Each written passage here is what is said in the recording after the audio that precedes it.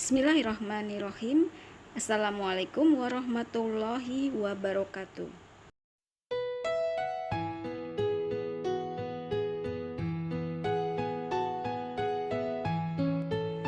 Pada kesempatan ini, kita akan belajar tentang kimia hijau dalam pembangunan berkelanjutan 2030. Materi ini untuk kelas 10 atau fase E di program Sekolah Penggerak.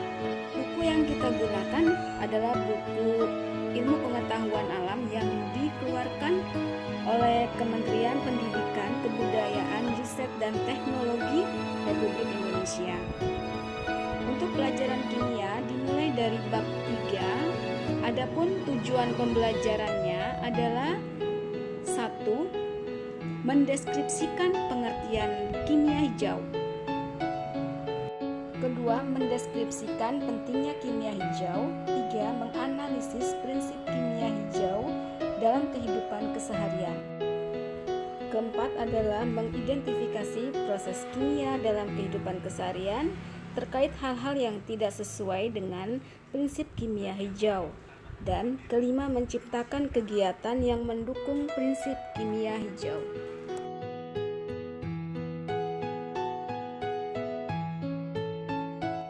Pada pertemuan pertama, aktivitas 3.1, kalian harus membaca dan menganalisis artikel berupa berita tentang ledakan pabrik kimia.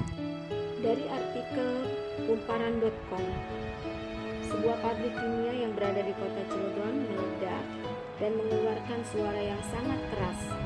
Bahkan kepulan asap hitam pekat serta bau kimia yang menyengat itu sangat mengganggu pernafasan warga sekitarnya dan lingkungan hidup di sekitarnya. Diduga bahan kimia itu bocor adalah formalin dengan rumus CH2O.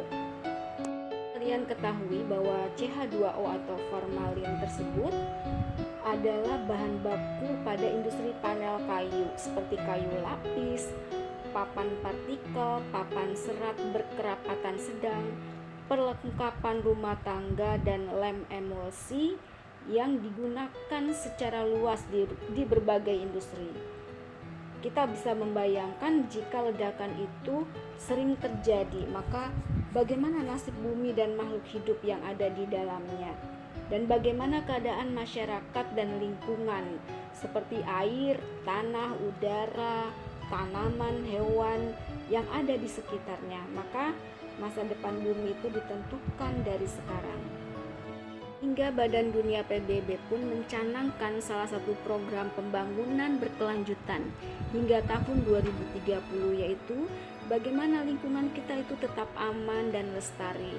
Sehingga pada bab ini kita akan mengenal lebih jauh tentang kimia hijau atau green chemistry. Jadi untuk selanjutnya istilah yang kita gunakan pada bab ini adalah kimia hijau. Berikut adalah pengertian kimia hijau. Tahukah kamu green chemistry atau kimia hijau itu apa? Yaitu pendekatan kimia yang bertujuan memaksimalkan efisiensi dan meminimalkan pengaruh bahaya bagi kesehatan manusia dan lingkungan. Jadi sekarang kalian harus mengetahui bahwa yang kita lakukan dan lingkungan di sekitar kita itu selalu terkait dengan proses kimia yang melibatkan reaksi kimia. Sehingga nanti kalian harus berdiskusi dalam kelompok, adakah proses kimia di sekitar kalian. Kemudian kalian boleh mencarinya melalui berbagai sumber. Lalu kalian tulis proses tersebut di buku catatan kalian. Setelah kalian membaca artikel tersebut, pasti sebagian besar dari kalian akan berpikir bahwa proses kimia itu menghasilkan hal-hal yang berbahaya seperti ledakan, gumpalan asap, nyala api, aroma yang menyengat, dan bahkan zat-zat yang beracun. Sehingga proses kimia itu cenderung dianggap berbahaya dan harus dihindari. Mari kita lihat ada beberapa contoh proses kimia beserta reaksi kimia yang ada di sekitar kita.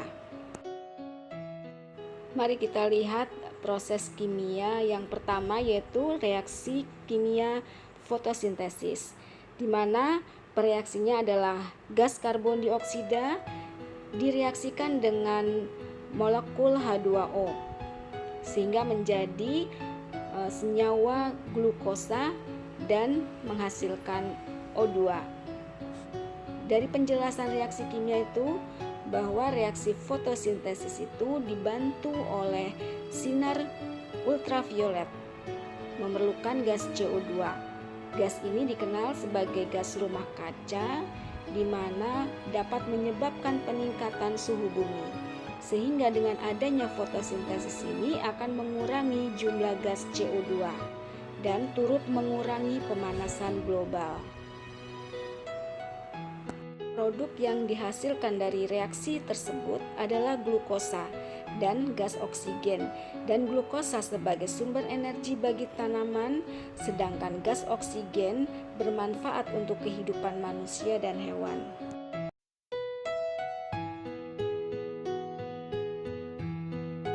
Contoh proses kimia yang kedua adalah reaksi pembakaran tidak sempurna. Ini terjadi karena adanya proses pembakaran sampah yang dilakukan di ruang terbuka, artinya jumlah udara yang digunakan untuk membakar sampah itu terbatas. Salah satu komponen udara adalah gas oksigen. Jika jumlah udara terbatas, maka jumlah gas oksigen juga akan berkurang. Akibatnya, pembakaran ini menghasilkan gas karbon monoksida dan padatan arang. Contoh reaksi kimia yang ketiga adalah karat besi, yaitu seringkali kita ketemukan di keseharian. Jika benda yang terbuat dari besi atau Fe bereaksi dengan udara atau O2, maka lama-kelamaan akan terjadi karat dengan rumus Fe2O3X H2O, sehingga benda itu akan rusak. Nah, hal ini disebabkan karena udara mengandung gas oksigen dan uap air. Karat ini ditandai dengan munculnya lapisan tipis yang berwarna merah kecoklatan pada permukaan logam tersebut. Contoh proses kimia yang keempat adalah pemanggangan roti.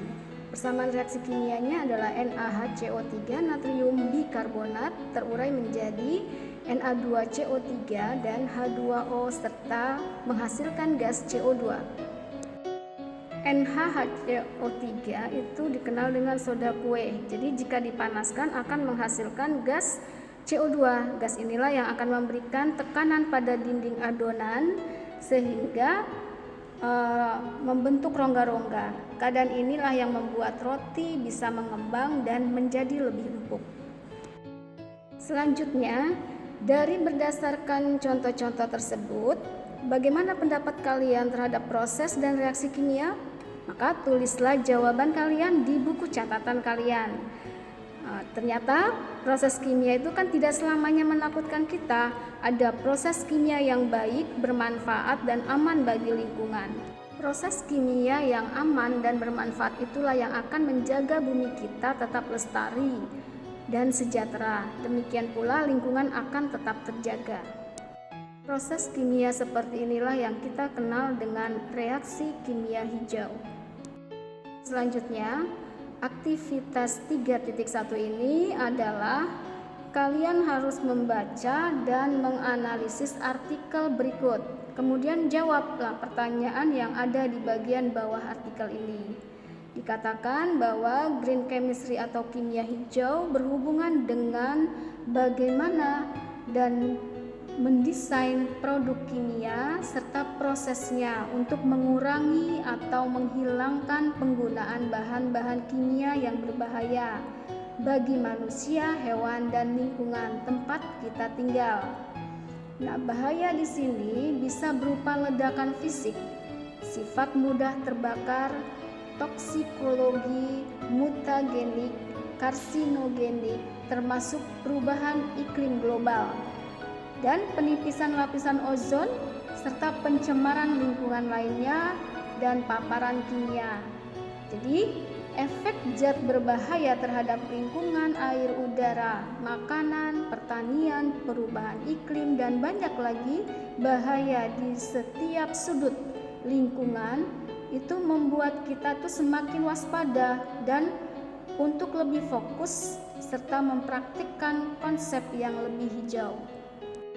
Dalam konsep kimia untuk pengembangan berkelanjutan, kita harus selalu memikirkan pilihan yang lebih aman dan lebih baik pada pilihan bahan maupun proses kimia. Contohnya adalah penggantian klorofluorokarbon dengan hidroklorofluorokarbon atau HClFC dan hidrofluorokarbon atau HFC yang lebih aman sehingga mencegah risiko besar terkait lapisan ozon bumi tempat kita tinggal. Kemudian bisa mengurangi penggunaan bahan bakar fosil dan pengembangan pestisida yang lebih aman bagi lingkungan untuk membuat perubahan yang besar. Meskipun banyak pendekatan dilakukan dari banyak sisi, namun setiap individu itu perlu berpikir bahwa rumah, ruang tidur, dan dapur mereka sendiri haruslah lebih aman dan mengurangi bahaya paparan bahan kimia di sekitarnya, sehingga membuat kita menjadi lebih bertanggung jawab sebagai masyarakat global. Dari aktivitas 3.1 ada pertanyaan buat kalian ya. Yang pertama, simpulkan pengertian kimia hijau dengan kritis dan kreatif. Yang kedua, simpulkan apakah pentingnya kimia hijau dengan berpikir kritis dan kreatif. Untuk selanjutnya kita ke aktivitas 3.2 yaitu mengenai prinsip kimia hijau dalam mendukung upaya pelestarian lingkungan.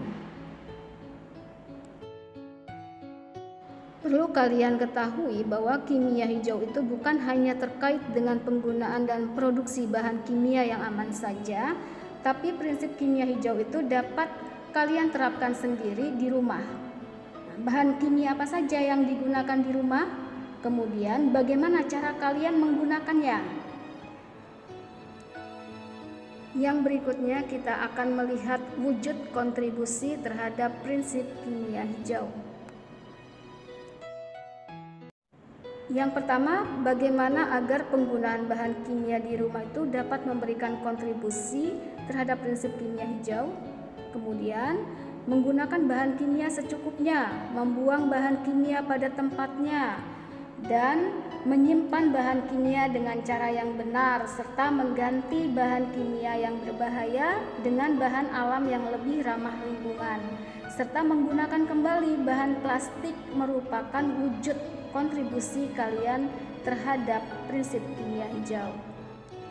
Sebagai contoh pada prinsip kimia hijau yang memberikan kontribusi terhadap pelestarian lingkungan adalah pembuatan plastik dari kulit pisang. Anakku sekalian, kita lakukan aktivitas 3.2 yaitu untuk mengenal prinsip kimia hijau serta analisis apa dan bagaimana prinsip kimia hijau itu. Baiklah, sekarang kita akan melihat 12 prinsip kimia hijau.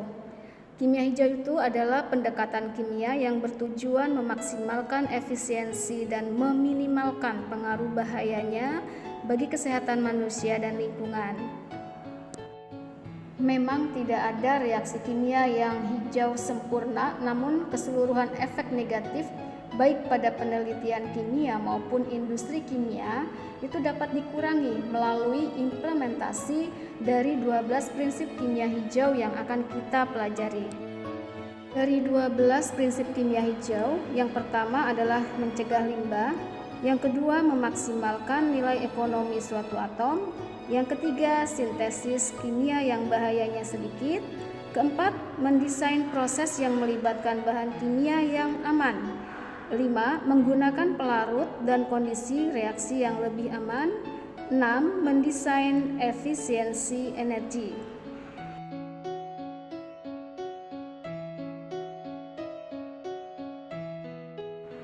Yang ketujuh adalah menggunakan bahan baku terbarukan. 8. Mengurangi bahan turunan kimia. 9. Menggunakan katalis. 10. Mendesain bahan kimia dan produk yang terdegradasi setelah digunakan. Yang ke-11 adalah menganalisis secara langsung untuk mencegah polusi. Ke-12 adalah mencegah potensi kecelakaan. Demikian 12 prinsip kimia hijau.